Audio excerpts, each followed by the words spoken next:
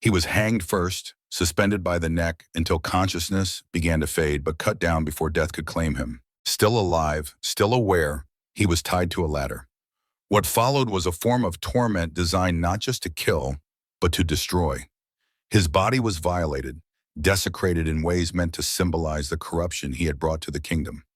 Then, as the crowd watched, his heart was cut from his chest and thrown into a fire.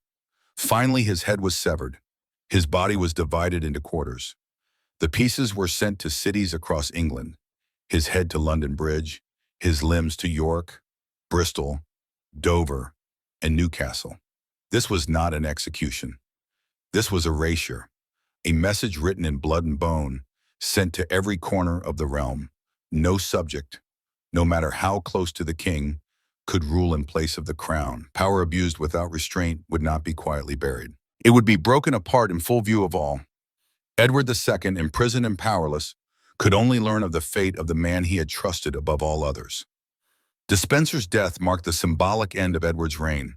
Within a year, the king would be forced to abdicate, and shortly after, he too would die in captivity under circumstances still debated by historians. The execution of Hugh Despencer the Younger remains one of the most chilling punishments ever carried out under English law, not for its brutality alone, but for what it represented. It was not the death of a man. It was the public dismantling of tyranny, a reckoning for power taken too far. And as the Vita Edwardi Secundi recorded, Despencer perished deservedly, for he had been a